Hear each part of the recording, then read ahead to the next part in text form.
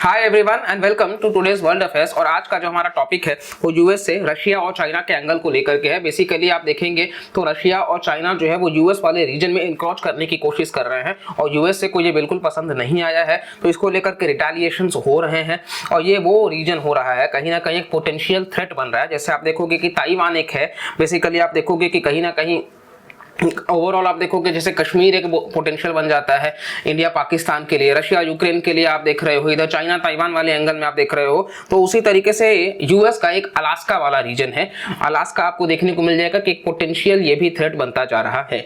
Alaska एक समय में हिस्टोरिकली अगर हम देखें तो रशिया को बिलोंग करता था, इसको बाद में यूएस ने इकोनॉमिक नेगोशिएशंस करके उसको परचेज कर लिया था और आज Alaska United states of America का पार्ट है। ठीक है, तो इसको आप देखोगे कि कहीं ना कहीं यहाँ पर लार्ज मिलिट्री स्टेशंस जो हैं वो बेसिकली डिप्लॉय किए गए हैं। आप देखोगे Russia and China sent large naval patrol near Alaska, Russia and China. अब ये यूएस के टेरिटरी के पास क्यों भेजेंगे भाई, अलास्का तो यूएस का पार्ट है ना। अभी हमने आपको जस्ट इतना कुछ जो बताया उसमें तो यही बताया कि अलास्का यूएस का पार्ट है। अब अलास्का यूएस का पार्ट है तो रशिया और चाइना भेज रहे हैं। अब आप नेटो में तो अभी आपने बोला था, रशिया ने तो यही बोला ना कि आप यूक्रेन को मेंबर बना रहे हो, मतलब आप इंक्रोच कर रहे हो रशिया के पास में, जो कि रशिया बर्दाश्त नहीं करेगा। अगर रशिया बर्दाश्त नहीं करेगा तो फिर आप यूएस में क्यों घुस रहे हो। यानी कि कुल मिलाकर के रशिया जो है वो भी अभी आप देखोगे तो इकोनॉमिकली बहुत ज्यादा डिपेंडेंट हो चुका है चाइना पे, और चाइना जो चाहे वो पपेट की तरह इस्तेमाल धीरे धीरे करने की कोशिश कर रहा है रशिया को। और इस वजह से आप देखोगे यूएस इन रिस्पांस उन्होंने भी 4 डिस्ट्रॉयर्स को भेजा है जो कि मॉनिटर करेगा रशियन और चाइनीज शिप्स को। तो कहीं ना कहीं वो भी रीजन जो है वो एक पोटेंशियल थ्रेट जैसा कि आपको हम बताए हैं, क्योंकि वहां आप नॉर्थ अमेरिका में देखोगे तो बहुत ज्यादा क्लैशेस नहीं है। यूएस से कनाडा मेक्सिको ये ठीक है आपस में मैनेज कर लेते हैं, तो फिर क्या ही है। मेक्सिको से थोड़ा बहुत आप कह सकते हो कि रेफ्यूजी वगैरह का मैटर है, अमेरिका में चले जाते हैं, लेकिन वो इलाका काफी पीसफुल है।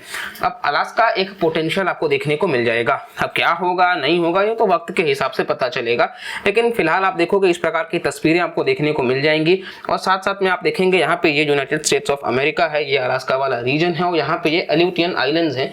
तो एग्जाम में सवाल पूछे एल्यूटियन आइलैंड्स कहाँ पे लोकेटेड है तो आपको पता होना चाहिए।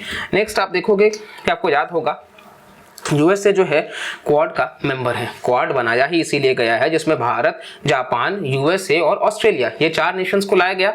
अब ये 4 नेशंस को लाया ही इसीलिए गया कि आप देखोगे कि कहीं ना कहीं जो साउथ चाइना सी वाला जो रीजन है, चाइना जिसको अपना ही क्लेम करता है क्योंकि वो नाम पड़ा है साउथ चाइना सी को। अब चाइना को कौन बताए कि भाई रुक जा, अगर साउथ चाइना सी तेरे नाम से है तो इंडियन ओशन तो पूरा का पूरा इंडिया का है, वो तो पूरा इंडिया शब्द ही उसमें जुड़ा हुआ है। तो ये कहीं ना कहीं चाइना को भी बताने की जरूरत है। और चाइना जो है साउथ चाइना सी में काफी सारे आइलैंड्स को खुद ही क्लेम करता है। साउथ चाइना सी वाले रीजन में स्प्रैटली आइलैंड्स है, स्कार्बोर ऑफ शोल है, पारासेल आइलैंड्स है जो कि डिस्प्यूटेड है बिटवीन इंडोनेशिया, मलेशिया, सिंगापुर। आप देखेंगे ये इनका एक्सक्लूसिव इकोनॉमिक जोन का हिस्सा है, मतलब 200 नॉटिकल माइल्स तक जो है लगभग आप कहोगे 350 किलोमीटर के आसपास का जो इलाका होता है किसी भी कंट्री के बाद का जो पानी का हिस्सा होता है वो उस कंट्री को ही बिलोंग करता है। तो यहाँ पर ये क्लैशेस आ जाते हैं। चाइना जो है वो अपना हेजीमनिक पावर को दिखाने की कोशिश करता है। आप देखेंगे स्ट्रिंग ऑफ पर्ल्स थ्योरी से वो वैसे ही जोड़ने की कोशिश कर रहे हैं, जैसे आप देखोगे हम्बनटोटा पोर्ट श्रीलंका का, पाकिस्तान का ग्वादर पोर्ट पे वो बना ही रहे हैं। इसी के साथ साथ आप देखोगे कि बांग्लादेश हो, म्यांमार हो, इस पूरे रीजन को वो कहीं ना कहीं इंसर्कल कर रहे हैं भारत के अगेंस्ट में। ये एक्चुअली स्ट्रैटेजी वो भारत के अगेंस्ट में बनाने की कोशिश कर रहे हैं।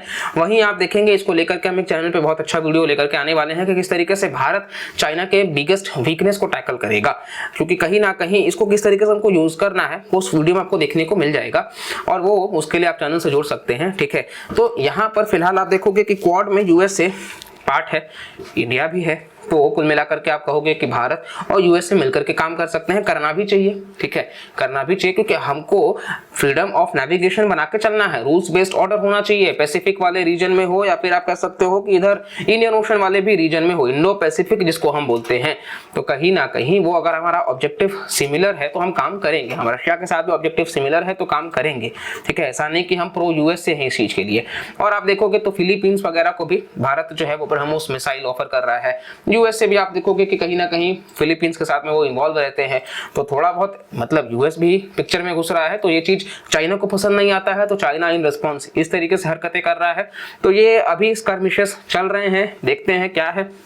लेकिन ये आर्टिकल आप देखोगे कि भाई rusty old Philippine warship involved in the South China Sea dispute.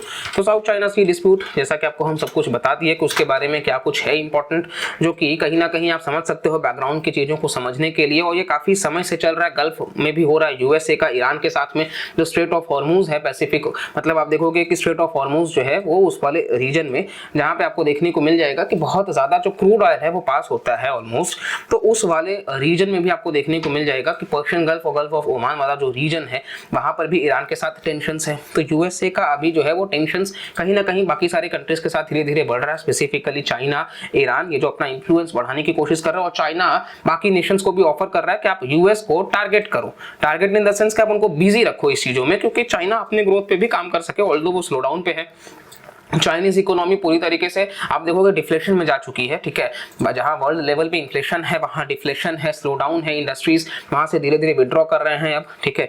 तो ये सारी बातें हैं ओवरऑल आप देखोगे, बाकी जो भी रहेगा उसको लेकर के भी हम वीडियो लेकर के चैनल पे आते रहेंगे। आप चैनल से यूं ही प्यार बनाए रखें, और बहुत स्पेशल वीडियोस भी हम प्लान कर रहे हैं, तो बस जुड़े रहिए और वीडियोस को पूरा देखा करिए और ज्यादा से ज्यादा लोगों तक शेयर करिए, अपना प्यार बनाए रखिए, और उसी ऊर्जा के साथ वापस से मिलते हैं अगले वीडियो में। तब तक के लिए bye bye, take care and जय हिंद।